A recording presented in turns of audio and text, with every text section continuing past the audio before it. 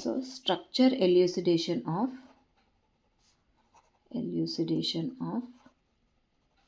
fructose. Till now we have learnt about glucose structure. Okay, glucose structure. Now we have to learn about the structure of fructose. Okay, so first point we got, first information we got is the molecular formula of fructose is C6H12O6. And second point we got is when fructose reacted with acetyl chloride, what we get? Penta o acetyl fructose. Okay, అంటే ఎన్ని acetyl groups వస్తున్నాయి? పెంటా అంటే 5 acetyl groups. Okay, అంటే 5 acetyl chlorides consume అవుతున్నాయి. So this is nothing but acetylation reaction. In acetylation reaction what happens?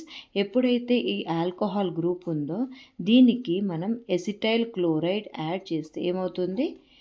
H, ఇది CL వెళ్ళిపోయి RC double bond O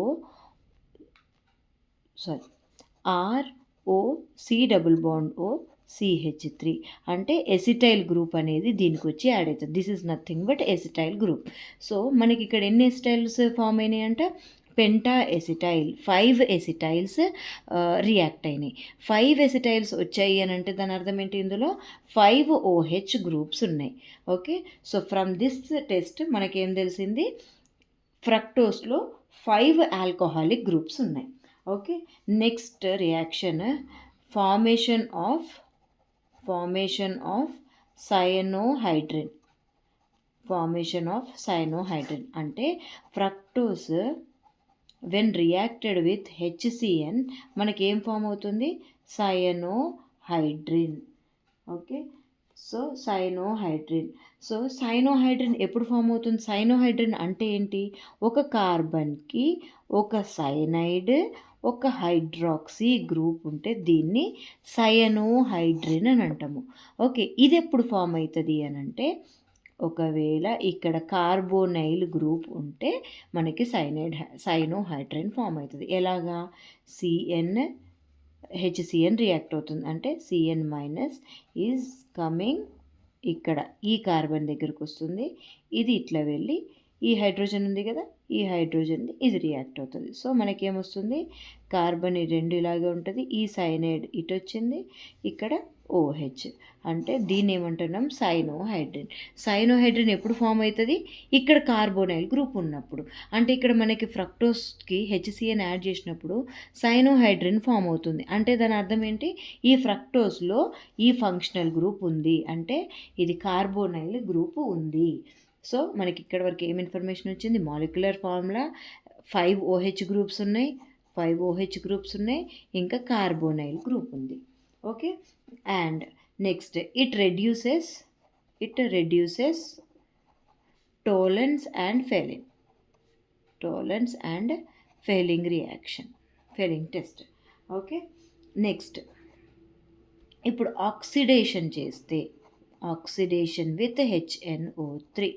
okay, మనకి గ్లూకోజ్ని HNO3తో oxidise చేస్తే ఏమొచ్చింది? HNO3తో చేస్తే గ్లూకారిక్ యాసిడ్ వచ్చింది.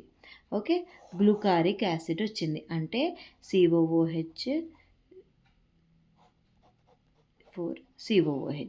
అంటే 2 COOH గ్రూప్స్ వచ్చినాయి. దీన్ని మనం ఏమంటామనంటే గ్లూకారిక్ యాసిడ్. ఈ స్ట్రక్చర్ మొత్తము సిమిలర్, గ్లూకోజ్కి సిమిలర్ ఉంటుంది. This 2 COOH we will get with HNO3. So దీన్ని ఏమంటాము మనం? గ్లూకారిక్ యాసిడ్ అని అంటాము. కానీ ఫ్రక్టోస్ని మనము HNO3తో ఆక్సిడైజ్ చేస్తే మనకి ఇలాగ రాకుండా, అంటే ఇక్కడ మనం చూడండి గ్లూకోజ్లో ఎన్ని కార్బన్స్ ఉన్నాయి? 6 కార్బన్స్. ఇందులో ఎన్ని కార్బన్స్ ఉన్నాయి? 6 కార్బన్స్. అంటే కార్బన్స్ అనేది డిక్రీజ్ అవ్వట్లే. కానీ ఫ్రక్టోస్లో వచ్చేటప్పటికి ఏమవుతుంది అని అంటే మనకి కార్బాక్సిలిక్ యాసిడ్స్ వస్తాయి, కానీ నంబర్ ఆఫ్ కార్బన్స్ అనేది రెడ్యూస్ అయిపోతుంది. Okay, so number of carbons reduce అయిపోతుంది. So then from this what information we get means దీని నుండి మనకి ఏం తెలుస్తుంది అంటే ఇప్పుడు ఇక్కడ మనం ఏమని చెప్పాము కార్బోనైల్ గ్రూప్ ఉంది. కార్బోనైల్ అంటే ఆల్డిహైడ్ ఉండొచ్చు, ఆల్డిహైడ్ ఉండొచ్చు, కీటోన్ ఉండొచ్చు. ఓకే, ఆల్డిహైడ్ ఆర్ కీటోన్ ఈ రెండిట్లో ఏదైనా ఉండొచ్చు. కానీ మనకి ఎప్పుడైతే carboxylic acid with less number of carbons, for example ఇది 6 కార్బన్స్ ఉన్నాయి, ఇక్కడ 6 కన్నా తక్కువ కార్బన్స్తో మనకి కార్బాక్సిలిక్ యాసిడ్ వస్తుంది. So from this we can conclude that it contains ketone. It contains ketone. Okay, so ఈ ఈ ఈ రియాక్షన్ నుండి మనకి ఏం తెలిసింది, ఇట్ కంటైన్స్ కీటోన్. ఇక్కడ వరకు ఓన్లీ కార్బోనైల్ అంటే ఆల్డిహైడ్ ఉండొచ్చు, కీటోన్ ఉండొచ్చు. ఇక్కడికి వచ్చేటప్పటికి మనకి ఏం తెలిసింది, ఇట్ కంటైన్స్ కీటోన్ అని తెలిసింది. కీటోన్ ఎప్పుడు వస్తుంది మనకి, మనం ఆక్సిడైజ్ చేస్తున్నప్పుడు ఒకవేళ మనకు వచ్చిన కార్బాక్సిలిక్ యాసిడ్ ఈ ఫ్రక్టోస్ కన్నా అంటే ఇప్పుడు ఇక్కడ తీసుకున్న దానికన్నా తక్కువ నెంబర్ ఆఫ్ కార్బన్స్, ఇక్కడ 6 కార్బన్స్ ఉన్నాయి అంటే 6 కన్నా తక్కువ కార్బన్స్తో కార్బాక్సిలిక్ యాసిడ్ వస్తే ఇందులో కీటోన్ ఉన్నట్టు. ఓకే, సరే ఇప్పటివరకు మనకి ఏం తెలిసింది, C6H12O6 ఇంకా కీటోన్ గ్రూప్ ఉంది, ఇంకా 5 OH గ్రూప్స్ ఉన్నాయి. ఓకే, ఇప్పుడు మనకేం తెలవాలి, ఈ కార్బోనైల్ అంటే ఈ కీటోన్ పొజిషన్ తెలవాలి. ఓకే, మళ్ళీ ఓకే 1 2 3 4 5. సో ఇప్పుడు ఓహెచ్ఎస్ అయితే 1 2 3 4 5 6. So OHS okay, 5 OHS we can arrange. ఇప్పుడు మనకి వచ్చిన డౌట్ ఏంటంటే ఈ కీటోన్ ఎక్కడుంది. ఓకే, సో దానికి మనం ఏం చేయాలి అని అంటే ఫస్ట్ ఫ్రక్టోస్ తీసుకోవాలి. CH2OH C double bond O CHOH. ఇప్పటి వరకు మనకు OH రైట్ సైడ్ ఉందా లెఫ్ట్ సైడ్ ఉందా ఇంకా తెలియదు, అందుకే నేను ఇలా రాస్తున్నాను CHOH CHOH CHOH. అంతే కదా, ఎన్ని OH 1 2 3 4 5 OHS. ఒకటి కార్బోనైల్ గ్రూపు అంటే ketone group. Okay, ketone group ఉంది. Okay, C6H12O6. ఇప్పుడు ఇలా రాసాం. సో నెక్స్ట్ మనం ఏం చేస్తున్నాం, దీనికి HCN యాడ్ చేస్తే మనకేమొస్తుంది, సైనోహైడ్రిన్ వస్తుంది. CH2OH COH CN CHOH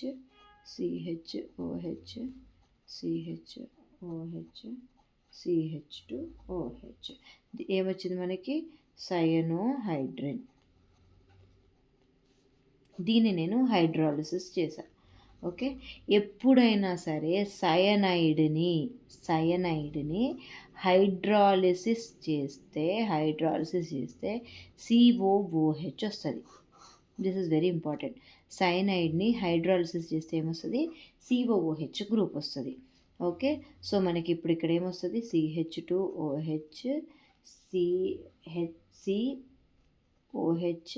COOH, cyanide ప్లేస్లో COOH, మిగిలినంత 3 సేమ్. ఓకే, నెక్స్ట్ మళ్ళీ ఏం చేస్తున్నాం మనం, HI బై ఫాస్ఫరస్. దెన్ మనకి ఇదేంటి, reducing agent. Okay, reducing agent అయితే ప్రతిదీ రెడ్యూస్ అయిపోతుంది. CH2 CH COOH except COOH మొత్తం రెడ్యూస్ అయిపోతుంది. CH2 CH3. ఓకే, దీని పేరేంటి, two methyl hexanoic acid. Okay, so ఫ్రక్టోస్ని నేను HCN యాడ్ చేసినాం, నాకేమొస్తుంది, సైనోహైడ్రిన్ని హైడ్రాలిసిస్ చేస్తే నాకు carboxylic acid. Okay, carboxylic acid వస్తుంది. దీన్ని నేను రెడ్యూస్ చేస్తే two methyl hexanoic acid. So two methyl hexanoic acid. ఇప్పుడు మనకి 2-మిథైల్ హెగ్జానోయిక్ యాసిడ్ ఇది స్ట్రక్చర్ ఇది. ఓకేనా, ఇప్పుడు COOH ఎక్కడుంది, సెకండ్ కార్బన్ దగ్గర ఉంది. 1 2 సెకండ్ కార్బన్ దగ్గర COOH గ్రూప్ ఉంది. సెకండ్ కార్బన్ దగ్గర COOH గ్రూప్ ఉందంటే ఈ సెకండ్ కార్బన్ దగ్గరనే సయనైడ్ ఉన్నట్టు, అంతేనా. సిఓఓహెచ్ ఎక్కడుంటది? సయనైడ్ ఎక్కడుంటే అక్కడ సిఓఓహెచ్ అయితది. అంటే సెకండ్ కార్బన్ దగ్గరే సయనైడ్ ఉన్నట్టు. సయనైడ్ సెకండ్ కార్బన్ దగ్గర ఉంటే మనకి కీటోన్ ఎక్కడున్నట్టు? సెకండ్ కార్బన్ దగ్గర. So from this we can conclude that ketone group is present at second carbon. Okay na? So this is the structure of the fructose. ఇప్పుడు మనకి ఎన్ని chiral centres ఉన్నాయి ఇందులో? CH2OH, C double bond O, CHOH, CHOH, CHOH, CH2OH. Okay, so ఇది మనకి ఇప్పటివరకు వచ్చిన fructose structure. ఇక్కడ ఎన్ని కైరాల్ సెంటర్స్ ఉన్నాయి? 1 2 3. ఇక్కడ ఇది కాదు, ఇది కాదు, ఎందుకంటే ఇక్కడ 2 హైడ్రోజన్స్ ఉన్నాయి, ఇక్కడ 2 హైడ్రోజన్స్ ఉన్నాయి కాబట్టి అవి కైరాల్ సెంటర్స్ కావు. We have 3 chiral centres. అంటే 3 కైరాల్ సెంటర్స్ అంటే ఎన్ని స్టీరియోసోమర్స్? 2 power n కదా. n is nothing but number of chiral centres. So 2 power 3 అంటే 8 స్టీరియో ఐసోమర్స్ ఆర్ పాసిబుల్. ఇందులో 4 ఎనాన్షియోమర్స్ అంటే 1 type enantiomers, 4 another type of enantiomers. Okay, so 4 pairs of enantiomers ఉంటాయి, 4 pairs of enantiomers. Okay, next osazone formation. Osazone formation అంటే ఇప్పుడు I took glucose, CHO, OH, OH, H, OH, OH, H, H, CH2OH. Okay, దీనికి నేను ఏం add చేసిన? Phenyl hydrazine, PH, NH, NH2. Okay, so నాకు ఒక product వస్తుంది. Okay,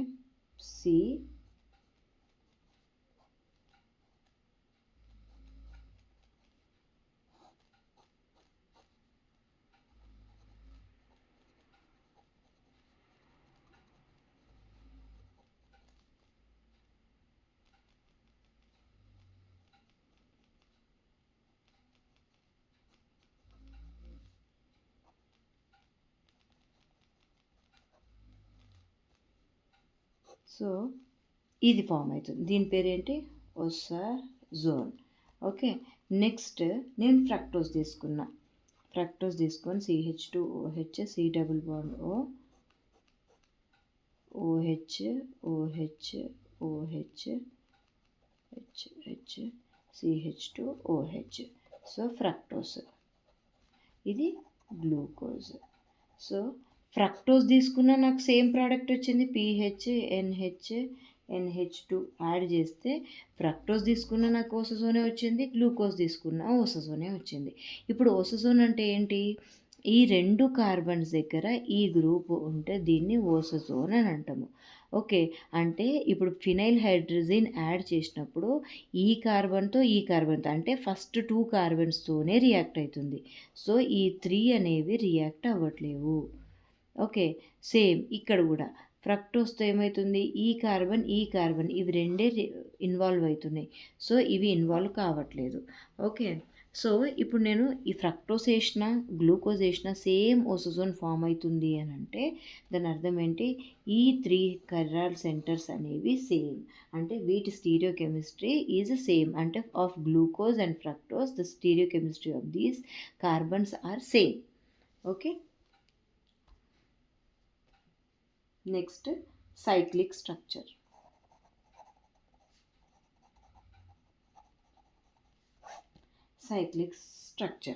so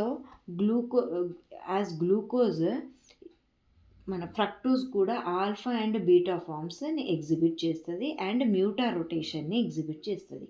okay, so మ్యూటా రొటేషన్ని ఎగ్జిబిట్ చేస్తుంది. మ్యూటా రొటేషన్ అంటే ఏమని చెప్పాను? ఆల్ఫా నుండి బీటా నుండి ఆల్ఫా ఇట్లా రొటేట్ అవుతూ ఉంటే, ఇట్లా ట్రాన్స్ఫర్ అవుతూ ఉంటే దాన్ని ఏమంటాము? Mutarotation. Okay, so cyclic structure. So మనకి ఆల్ఫా బీటా ఫార్మ్స్ ఉన్నాయి కాబట్టి ఫ్రక్టోస్లో we can write alpha fructose and beta fructose. Alpha cyclic structure రాద్దాం ఫస్ట్. సో ఏది this is the structure of fructose. Okay, ఇప్పుడు మనం ఏం చేయొచ్చు, I will write once again CH2.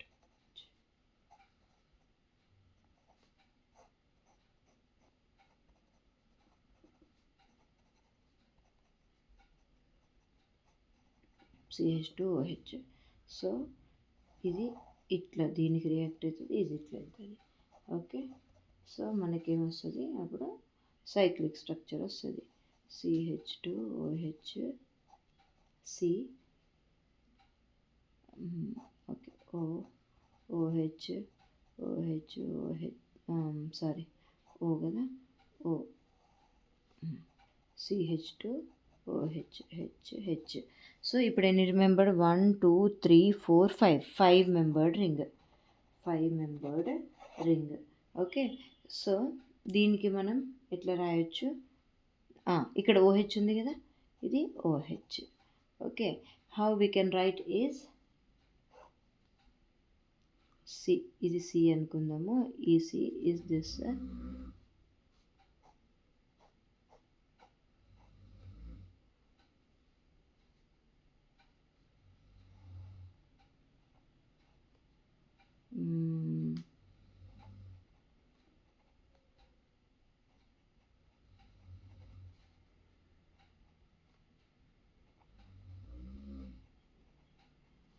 So this is the structure of what, this alpha D.